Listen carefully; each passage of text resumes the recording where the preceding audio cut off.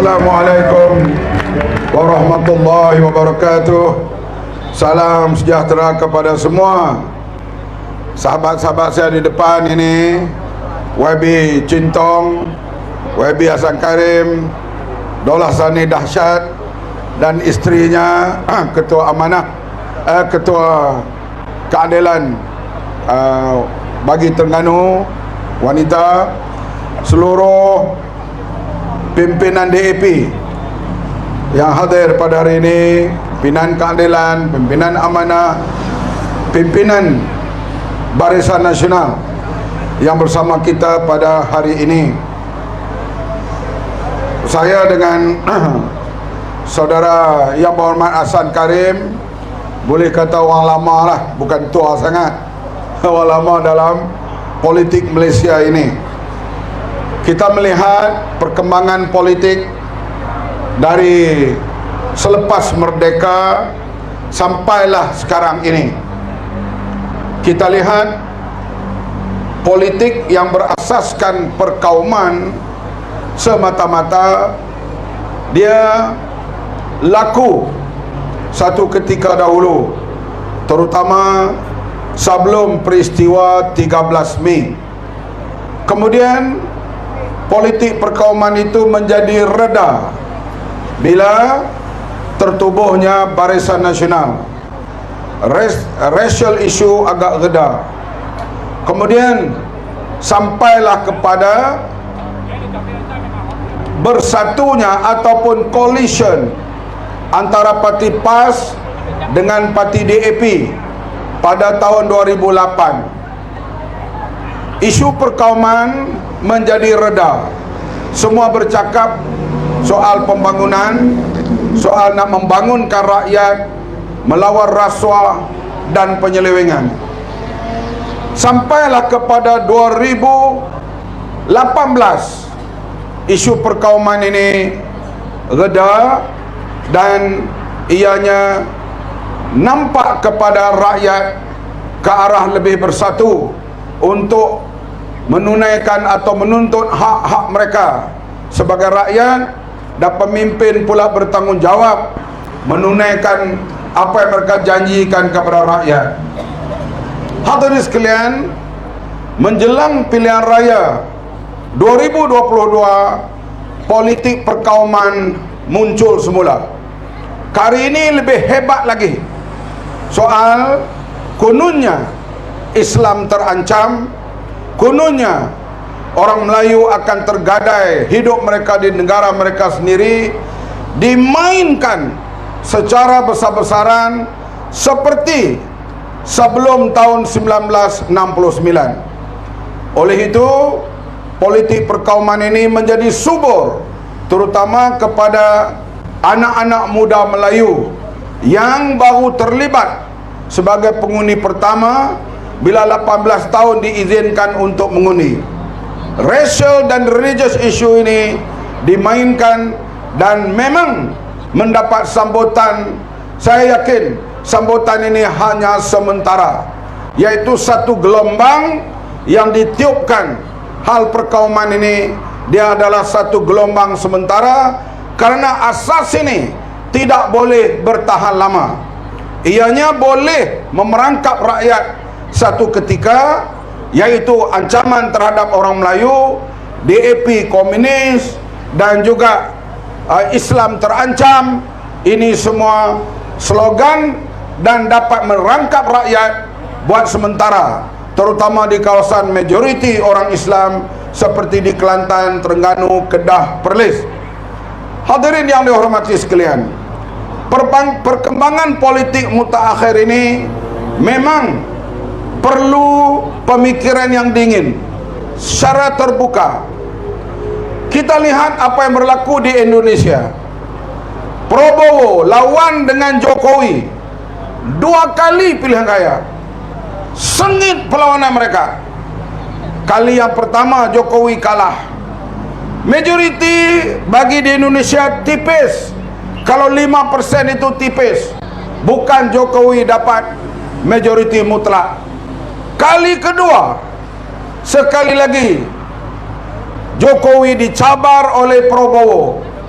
Serupa tu juga, majoriti tipis dan Jokowi menang kali kedua sebagai Presiden Indonesia. Apa yang pelik dan menakjubkan, Jokowi boleh bertemu dengan Prabowo mencari jalan perdamaian dan yang lebih penting membina Indonesia. Paling mengejutkan, dua musuh politik ini bergabung dan akhirnya Jokowi mengangkat Prabowo sebagai Menteri Pertahanan. Menteri Pertahanan di Indonesia, menteri yang cukup powerful karena mereka ada ABRI, Angkatan Bersenjata Republik Indonesia, hampir 1 juta di belakangnya. Keberanian Jokowi bersama dengan Prabowo bergabung tenaga dan membina Indonesia, dan Indonesia naik, ekonomi mereka begitu hebat sekarang ini karena berlaku kerjasama politik dan kestabilan dalam negara itu. Inilah juga berlaku di Malaysia.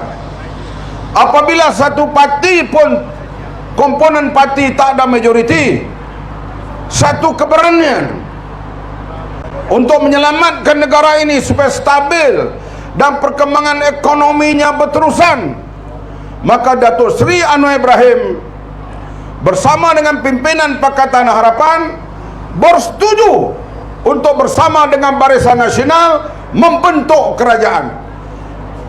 Ini satu perkembangan politik yang paling hebat di Malaysia. Kalau nak ikut dendam pribadi, saya berlawan dengan Barisan Nasional 44 tahun. Hasan Karim lagi lama.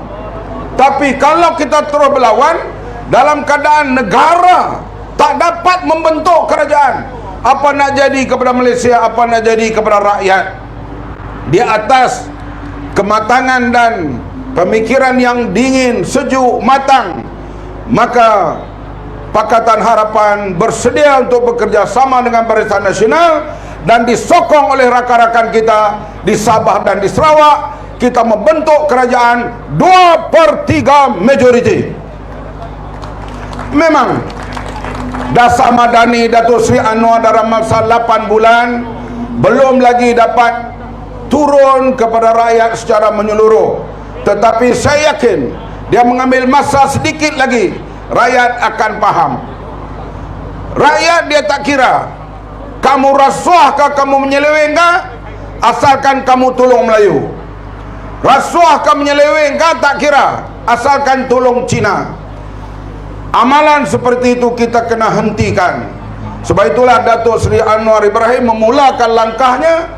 Di antaranya dia sanggup tidak mengambil gaji Perdana Menteri, hanya ambil elan wakil rakyat sahaja untuk berkhidmat sehinggalah ekonomi pulih di Malaysia ini, baru dia ambil gajinya.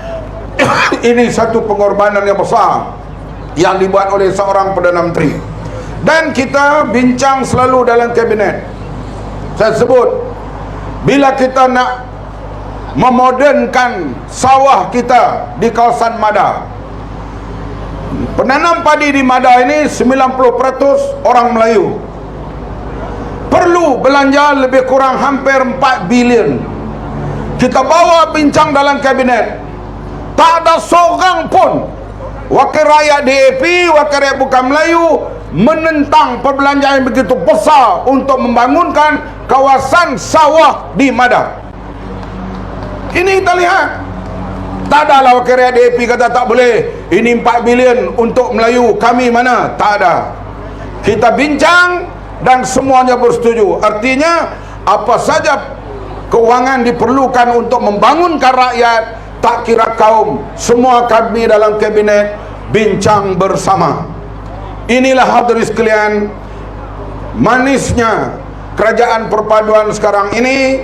Dan sekarang kadang-kadang dalam kabinet mesyuarat, kami dah tak tahu dah yang mana satu UMNO, yang mana satu DAP, yang mana satu amanah, yang mana satu keadilan. Semua kita berbincang menurut untuk kepentingan rakyat, bukan untuk kepentingan mana-mana menteri. Ini yang kita lihat yang berlaku sekarang ini. Saya yakin gelombang hijau ini tak dapat melintasi sempadan negeri Johor, insya-Allah tak dapat. Karena rakyat Johor dia sudah melihat pembangunan yang hebat di sini. Dengan memang bukan lagi kita kata selesai 100%, tapi pembangunannya berjalan dengan baik untuk faedah rakyat. Takkanlah kita nak melihat negeri itu asalkan kononnya Islam selamat, minum air keruh pun tak apa, minum air karat pun tak apa, asalkan Islam selamat, kata mereka. Kemudian bila kita menang 2 kursi di Kelantan, ini puak anti Islam menang, puak yang tolak Islam. Bila undi kita menang, puak anti Islam, mereka menang, puak pro Islam. Politik ini dia hidup sementara, dia tidak boleh kekal lama sebab perkembangan minda rakyat. Dan saya melihat anak-anak muda tadi di Simpang Jeram turun begitu ramai menyokong calon kita daripada Pakatan Harapan dan daripada Kerajaan Perpaduan. Oleh itu arus ini akan arus yang dikatakan Islam terancam, kedaulatan Melayu dan sebagainya, ini hanyalah sementara. Dan benteng yang paling hebat untuk menerjemahkan Kerajaan Perpaduan ini ialah rakyat negeri Johor. Sebab itulah saya yakin pada 9 hari bulan nanti calon kita Saudara Syuhaizan Kayat akan menang dengan bergaya mewakili Parlimen Pulai ini, dan kita akan capai 2/3 majoriti. Ada perkara yang perlu kita akan pindah perlembagaan, kalau tak perlu tak pindah. Perlu untuk kepentingan rakyat, kita perlu 2/3 majoriti. Setakat inilah ucapan hari ini. Saya harap semuanya bekerja kuat memenangkan calon Kerajaan Perpaduan Syuhaizan Kayat pada 9 hari bulan nanti. Wabillahi taufik, wassalamualaikum warahmatullahi wabarakatuh. Terima kasih.